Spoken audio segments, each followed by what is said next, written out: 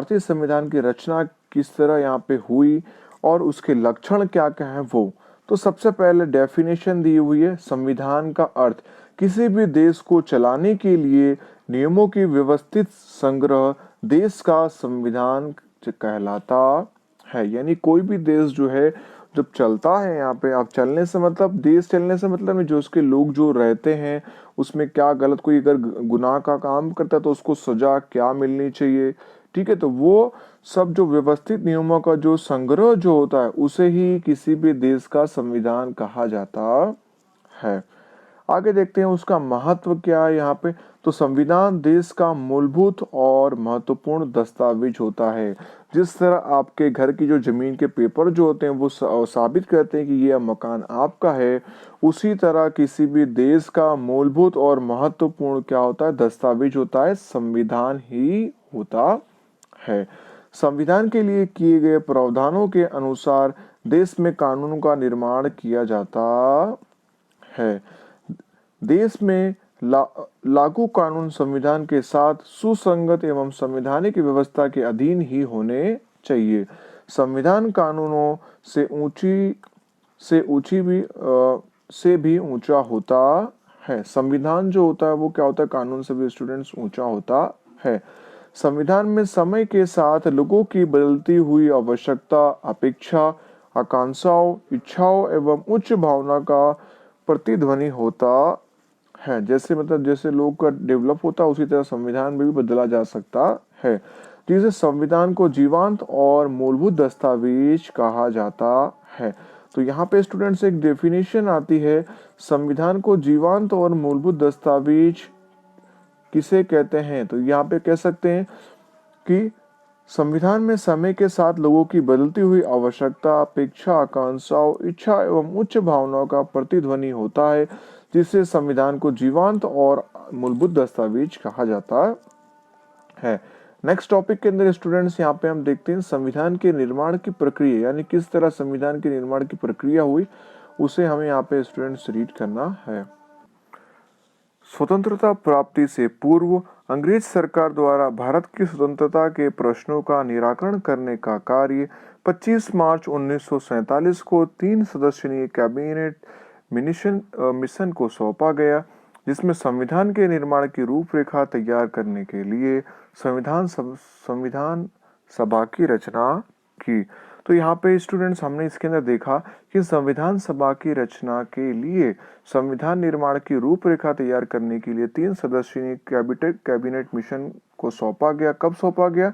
तो 25 मार्च 1946 को, ठीक है, स्वतंत्रता के प्रश्नों का निराकरण करने के लिए।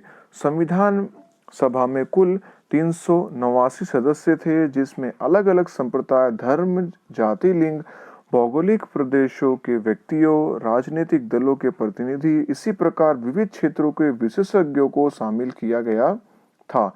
इस प्रकार संविधान सभा में जवाहरलाल नेहरू, सरदार वल्लभ भाई पटेल, मौलाना अबुल कलाम आजाद, श्याम प्रसाद मुखर्जी, HP मोदी, HV कामत, फ्रैंक एंथनी, कन्हैयालाल मुंशी, कृष्ण स्वामी अयंगर, उसके बाद बलदेव सिंह तथा महिला प्रतिनिधि में सरोजनी नायडू, विजय लक्ष्मी पंडित जैसे महत्वपूर्ण लोगों का समावेश किया गया था। ये सारे लोग जो थे वो संविधान बनाने में विशेषज्ञ के रूप में रखे गए थे।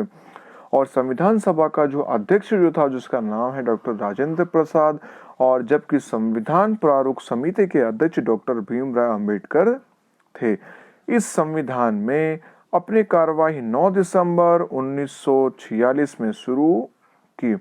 तो संविधान की अपनी जो कार्रवाई थी संविधान सभा की, उसने अपनी कार्रवाई कब शुरू की? तो यहाँ पे 9 दिसंबर 1946 में शुरू की। 2 वर्ष 11 महीने के बाद तथा 18 दिन में कुल 166 बैठकें आयोजित कर संविधान सभा में संविधान निर्माण की कार्यवाही पूर्ण की। यानी हमारा संविधान जो था वो 2 वर्ष 11 महीने 18 दिन के अंदर कुल 166 बैठक हुई, जिसके बाद संविधान निर्माण की कार्रवाई जो है वो पूर्ण हुई। इस प्रक्रिया से संविधान सभा द्वारा दुनिया के अलग अलग देशों से संविधान के महत्वपूर्ण लक्षणों का अध्ययन तथा उस पर विस्तृत विचार और विमर्श यानी सबसे एक सलाह लेकर भारतीय संविधान को अंतिम स्वरूप प्रदान किया। अब हमारा जो स्टूडेंट संविधान जो बना है वो हमारे देश के नेता लोग तो मिलकर बना ही, साथ ही जो दूसरे जो विश्व का जो संविधान था उस उनके साथ तुलना करके जो हमारे में कमी है उनसे लेकर वो सारे सब चीज को ध्यान रखते हुए हमारा देश का संविधान बनाया गया, पूर्ण किया गया।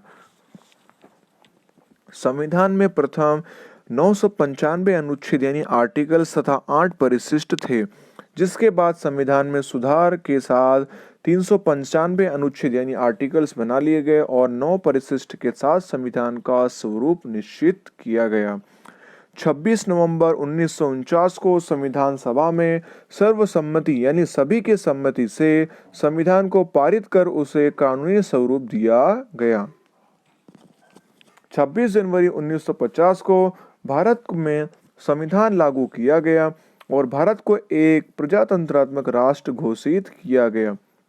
इसलिए स्टूडेंट्स हम हर साल 26 जनवरी के दिन गणतंत्र दिवस मनाते हैं, क्योंकि 26 जनवरी 1950 के दिन हमारा जो संविधान जो था वो एक लागू कर दिया गया, जिससे हमारा देश जो था वो प्रजातंत्रात्मक देश घोषित कर दिया गया।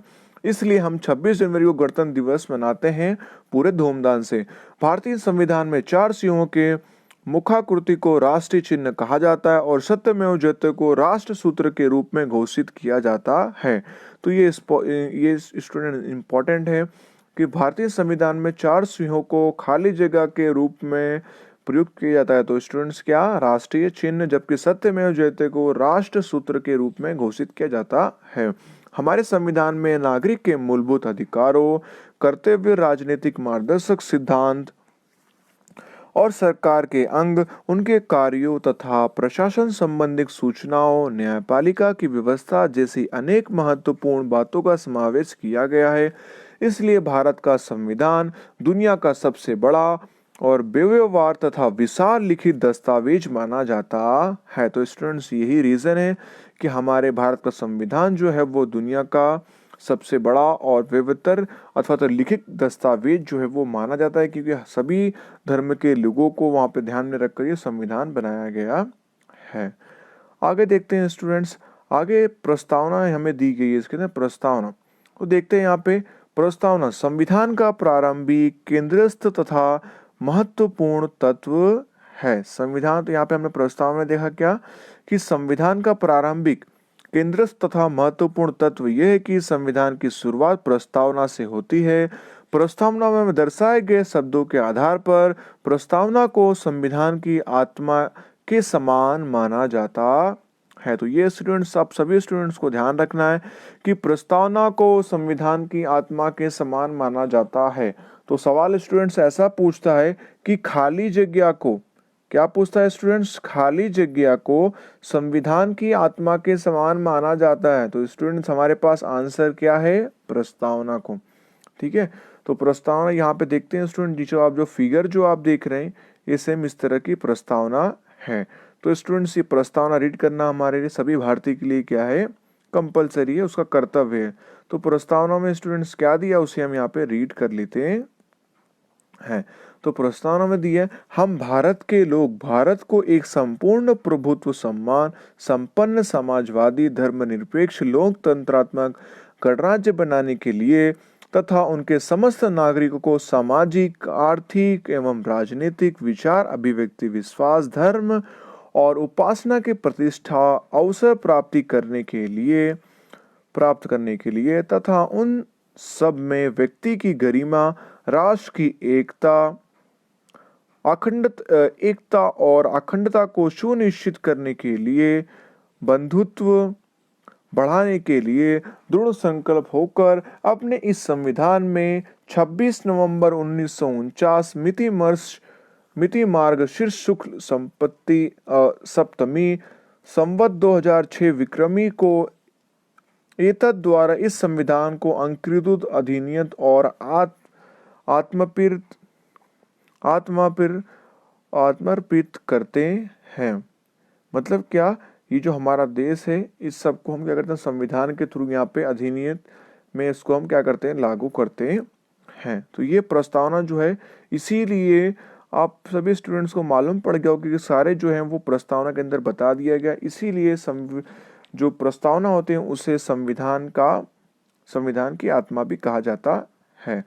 आगे दिया है 1976 में हुए 52वें संवैधानिक संशोधन के द्वारा प्रस्तावना में सार्वभौम शब्द के बाद समाजवादी धर्मनिरपेक्ष शब्दों को जोड़ा गया। उसी प्रकार राष्ट्रीय एकता, राष्ट्र की अखंडता का भी समावेश किया गया। प्रस्तावना में संविधान के मूलभूत उद्देश्यों, आदर्शों, सिद्धांतों को महत्व दिया गया है।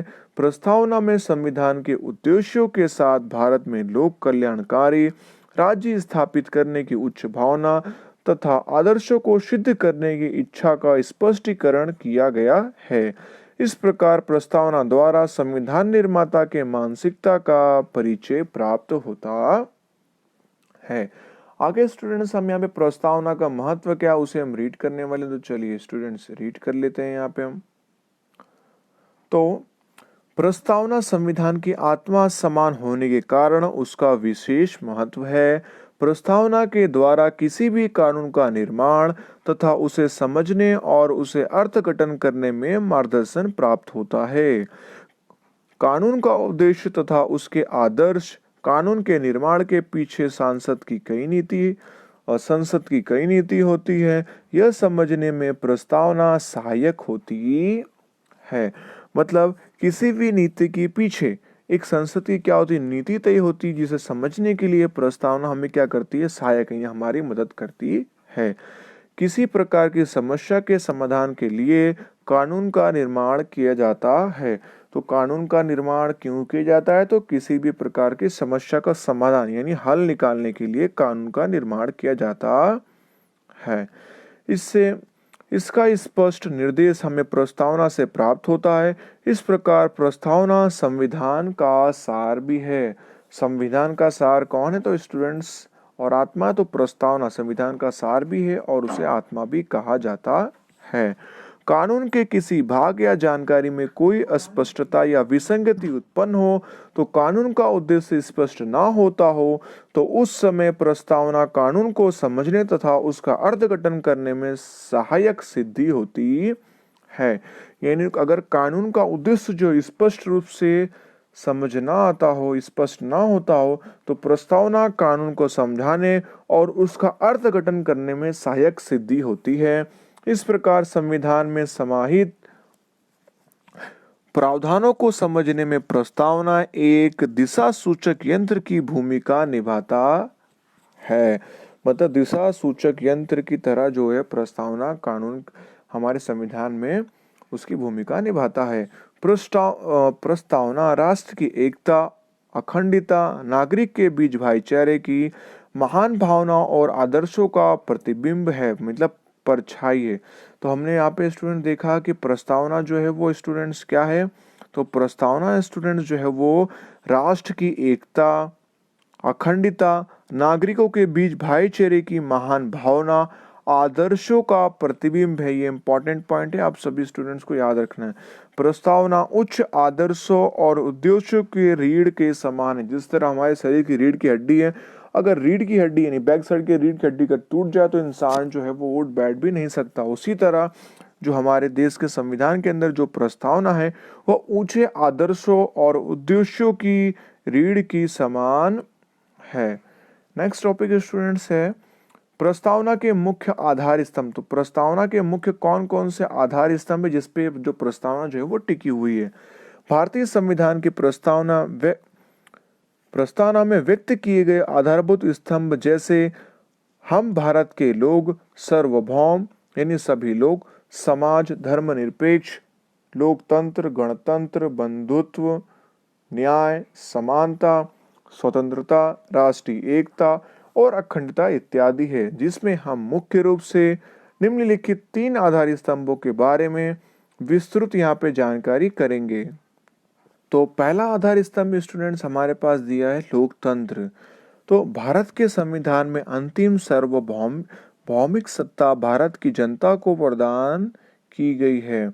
मतलब भारत के जो संविधान है उसके अंदर अंतिम सार्वभौमिक सत्ता जो है वो सबसे अंत में यहाँ पे सार्वभौमिक यानी सारी जो सत्ता जो है, पावर जो है, वो हमारे भारत की जनता को दी गई है। हमारे देश में किसी एक व्यक्ति अथवा समूह का शासन नहीं है, बल्कि सत्ता के अंतिम बागडोर जनता के हाथ में होती है। यहाँ तक कि जो चलाने वाले जो होते हैं वो जनता के हाथ में होती है। लोकतंत्र यानी डेमोक्रेसी शब्द मूल ग्रीक शब्द डोमेश, जिसका मतलब यहाँ पे होता है डेमोस, जिसका मतलब होता है लोक, और यहाँ पे क्रोटोस मतलब होता है सत्ता, से उत्पन्न हुआ है। राज्य सत्ता स्थापित करने का अधिकार कुछ निरंकुश लोगों के पास न होकर बल्कि ये जनता के हाथ में है। लोकतंत्र एक ऐसी राज्य व्यवस्था है जिसमें भारतीय जनता को सामाजिक, आर्थिक, राजनीतिक न्याय प्राप्त हो तथा लोगों का शासन व्यवस्था में शामिल होने का अधिकार प्राप्त होता है।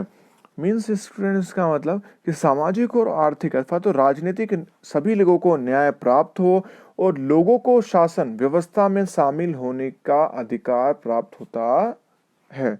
जो लोग इसीलिए स्टूडेंट्स आपने देखा होगा, जो कॉर्पोरेटर जो होते हैं, सांसद जो होते हैं, नेता जो होते हैं, वो पब्लिक द्वारा चुने किए गए होते हैं। तो इन सब का अधिकार जो होता है वो पब्लिक को ही दिया जाता है।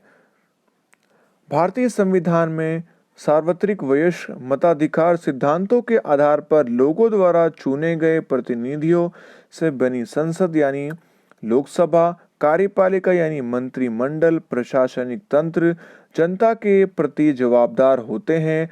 कार्यपालिका की सत्ताएं असीमित नहीं होती, उसे एक निश्चित समय के शासन की बागडोर सौंपी जाती है। इसी प्रकार राज्य स्तर एवं स्थानीय स्तर पर लोक शासन का सरकार का चुनाव करते हैं। इस तरह लोकतंत्रात्मक राज्य अर्थात जनता द्वारा जनता के लिए चलने वाला राज्य भी हम कह सकते हैं। इस तंत्र में वास्तविक सत्ता जनता द्वारा चुने हुए प्रतिनिधियों से बने मंत्रिमंडल के पास होती है। मंत्रिमंडल संसद के प्रति जवाबदार होते हैं। भारत एक गणतंत्रात्मक देश इसलिए कहा जाता है क्योंकि यहाँ कोई भी नागरिक को संविधान में निर्धारित योग्यता को पूरा करता है। वो व्यक्ति सार्वत्रिक वयस्क मताधिकार के द्वारा निर्वाचित होता है। वह किसी भी वंश परंपरागत विरासत के अंतर्गत इस पद को प्राप्त कर सकता नहीं है। तो भारत देश को एक गणतंत्रात्मक देश क्यों नहीं कहा जाता? क्योंकि कोई भी नागरिक संविधान के निर्धारित योग्यता को पूरा करता है, वो कंप्लीट करता है। वो व्यक्ति सार्वत्रिक वयस्क मताधिकार यानी अधिक मत के साथ जीत के निर्वाचित किया जाता है और किसी भी वंश परंपरागत विरासत के अंतर्गत इस पद को वो प्राप्त नहीं कर सकता। 5 वर्ष तक वो अपने पद पर रह सकता है। संसदीय सरकार में संयुक्त उत्तरदायित्व सिद्धांत पर कार्य करने के लिए इसे जवाबदार यानी सरकार उत्तरदायी भी कहा जाता है। तो कोई भी यहाँ पे इलेक्शन जो भी होता है वो 5 वर्ष के लिए होता है। यहाँ पे चुनाव जो होते हैं और जो जनता के द्वारा ही चुने जाते हैं, इसलिए भारत को एक गणतंत्र देश कहा जाता है। इसका कारण हमने यहाँ पे देख लिया। आगे पढ़ते हैं। भारत की लोकतंत्रात्मक सरकार स्वतंत्रता, समानता तथा बंधुत्व के विचार को स्वीकार करे। इन उद्देश्यों को पूरा करने के लिए प्रयत्नशील रहे।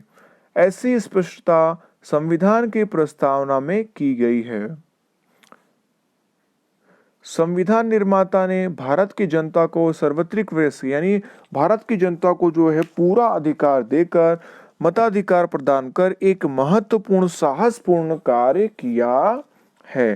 भारतीय संविधान में मूलभूत अधिकार, राजनीतिक मार्गदर्शक सिद्धांत, संसद, विधानसभा, स्वतंत्र तथा निष्पक्ष न्यायपालिका एवं चुनाव आयोग की रचना और उसके कार्य आदि उपबंध भारत को लोकतंत्रात्मक देश के रूप में घोषित करते हैं। सार्वत्रिक वयस्क मताधिकार अर्थात किसी भी, अब स्टूडेंट्स यहाँ पे एक सवाल है, सार्वत्रिक वयस्क मताधिकार मतलब क्या होता है? इसकी डेफिनेशन दिए। किसी भी जाति, धर्म, भाषा, लिंग, शिक्षा, आय अथवा तो जन्म स्थल के भेदभाव के बिना 18 वर्ष या उससे अधिक उम्र के कोई भी भारतीय उसे मत देने का अधिकार है। यद्यपि मतदाता सूची में नागरिक का नामांकन अवश्य है। इसका मतलब होता है सार्वत्रिक वयस्क मताधिकार।